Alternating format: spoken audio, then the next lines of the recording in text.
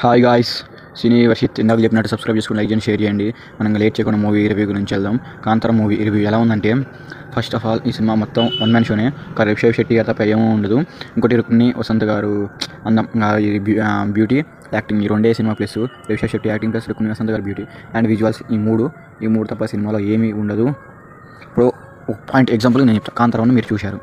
కాంతారావన్ అలా ఎలా వెళ్తుంది, మనకి క్లైమాక్స్లో అంటే మామూలుగా దేవుడు లోపలికి దూరటం, పూనుకోవటం, లైక్ ఓ అని నడుస్తుంటే మనకి వచ్చే విజువల్స్ కానీ, ఆ గూస్ బంప్స్ కానీ, ఆ మాస్ మూమెంట్స్ అవన్నీ, ఒక ఎక్సైట్మెంట్ అవన్నీ ఉంటాయి.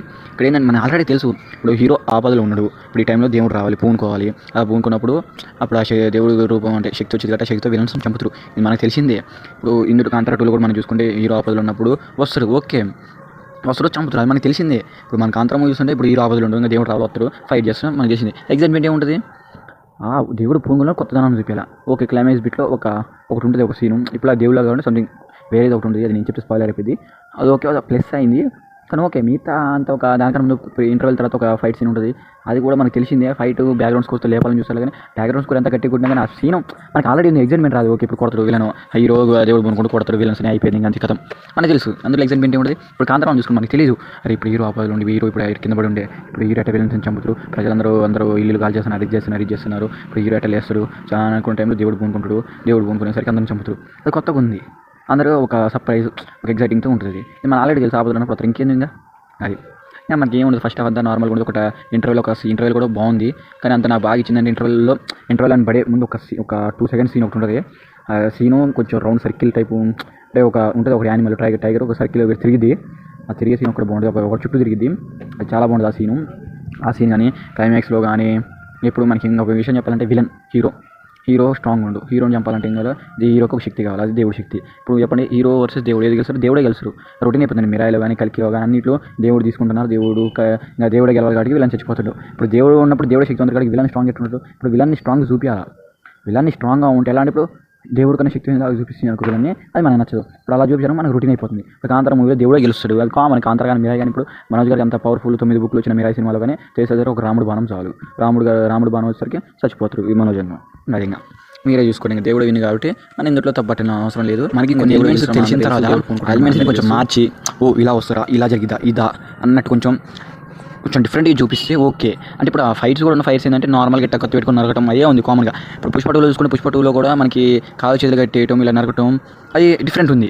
ఇప్పుడు హీరో ఎట్టైనా విలన్స్ చంపుతాడు కరెక్టే, కానీ ఆ ఫైట్ చేసే విధానం డిఫరెంట్ ఉంది. కాలు చేతులు కట్టి ఎలా ఫైట్ చేస్తారా, ఎందుకంటే ఆ ఫైట్లో మనకి దూరం ఎలా చంపుతున్నారనే క్యూరియాసిటీలో పుష్ప 2లో చూస్తాం. కానీ ఇందులో కాంతారా వచ్చేసరికి మనకు అలా ఉండదు. దేవుడు పొనుకుంటారు, దేవుడు నరుగుతారు. అదే రిషబ్ శెట్టి గారు చెప్తున్న యాక్టింగ్ బీభత్సం చేశారు, యాక్టింగ్ నవ్వుతూ. ఆ ఫైటే కొంచెం డిఫరెంట్గా కొరియోగ్రఫీ చేసి ఉంటే, కొంచెం వైల్డ్గా, కొంచెం భయంకరంగా, కొంచెం వేరే విధంగా కంఫర్ట్ చేసి ఉంటే అసలు ఇంకా వేరే లెవెల్ ఉండేది. అంటే మనకు ఆ సీన్ తెలుసు కాబట్టి ఆ సీన్ కొంచెం వేరే విధంగా చూపిస్తే ఆ సీన్లో ఇన్వాల్వ్ అవుతాం. ఆ సీన్ యాక్చువల్ చూపించి మనకి ముందే తెలిసిపోయింది, మొత్తం అంతా తెలిసిపోయింది. ఆ ఫైట్ కూడా నార్మల్గా ఉండదు, అంత నార్మల్ ఉన్నప్పుడు మన ఏ ఎక్సైట్మెంట్ క్రియేట్ చేసేది చెప్తున్నా. సినిమాలో రిషబ్ శెట్టి గారి యాక్టింగ్ అసలు నో డౌట్ నేషనల్ అవార్డు వచ్చిందని మళ్ళీ వస్తారు అనుకుంటున్నాను. వచ్చేది కూడా మ్యాక్సిమం నేషనల్ అవార్డు, ఇందులో నో డౌట్. రుక్మిణి వసంత్ గారు అయితే మంచిగా చేశారు, ఒక క్యారెక్టర్ ఇంపార్టెంట్ క్యారెక్టర్, అది బాగుంది. జయరామ్ క్యారెక్టర్ అందరూ మంచిగా చేశారు. బ్యాక్గ్రౌండ్ స్కోర్ అజయ్, సినిమా మొత్తం చెప్తున్న అజయ్ లోకనాథ్ గారు సీన్స్లో ఏమి లేకపోయినా కానీ సీన్లు లేపారు. అది ఫస్ట్ ఓకే, సెకండ్ క్లైమాక్స్ కూడా ఓకే లేపారు. క్లైమాక్స్ అందరూ లాస్ట్ అర్థం అంటారు, లాస్ట్ అర్థం కాదు, నాకైతే లాస్ట్ 10 minutes నచ్చింది. ఆ లాస్ట్ 10 minutes కూడా కొంచెం డిఫరెంట్గా తయారు చేశారు. అంటే లాస్ట్ 10 minutes డిఫరెంట్ అయినా అదే ముందు నుంచి ఉంటే కొంచెం బాగుండేది. లాస్ట్ 10 minutes ఉపయోగించారు. ఫస్ట్ 2 గంటలు ఏమి ఉంటుంది, నిద్రపోవటమే. పొద్దున్న బెనిఫిట్ షోలు చూసిన వాళ్ళు అయితే నిద్రపోతారు ఫస్ట్ హాఫ్కి, అట్లుంటుంది. ఇంకా బీజిఎం విషయానికి వస్తారంటే బీజిఎం అయితే చాలా చాలా బాగుంది. అజయ్ లోకనాథ్ గారు అయితే 1 man షో చేశారు కరెక్ట్గా. అంటే 1 man షో అంటే ఆయన సపోర్ట్ నుంచి ఆయన 1 man షో, ఈ రిషబ్ శెట్టి ఆయన 1 man షో, రుక్మిణి వసంత్ గారు అంత ఇంపార్టెంట్ రోల్ కాడికి ఓకే. బ్యూటీ కొంచెం సెట్ అయింది, బ్యూటీ.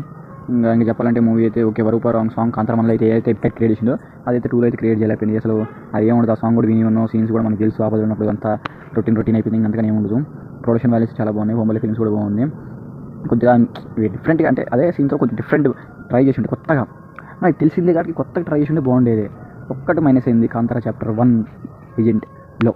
కొంచెం చూద్దాం, నెక్స్ట్ పార్ట్ 2 కూడా ఉందన్నారు. పార్ట్ 2 వచ్చిందో రాదో నాకు తెలియదు, కానీ ఈ సినిమా అందరికి నచ్చుద్దా నాకు తెలియదు. నాకే డౌట్ ఉంది ఈ సినిమా ఇట్టయితే ఫ్లాప్ అవుతుంది. ఎందుకంటే నాకు కాంతారాం ఇదే ఫస్ట్ వచ్చింది, బ్లాక్ బస్టర్ అయిపోయింది. కానీ ఆల్రెడీ కాంతారాం చూసిన కూడా నాకు అది సేమ్ కాంతారాం అనే థియేటర్ ప్లే చేసినట్టు అనిపించింది, అంతే తప్ప ఏం లేదు. మీకు నచ్చితే నచ్చచ్చు, అది మీ ఇష్టం. మీరు చెప్పలేరు ఏ యూట్యూబ్ రివ్యూ అని చూడండి, సినిమా ఇట్లా ఫ్లాప్ అని ఎవరు చెప్తారు. అది ఈ సినిమా గురించి చెప్పాలంటే.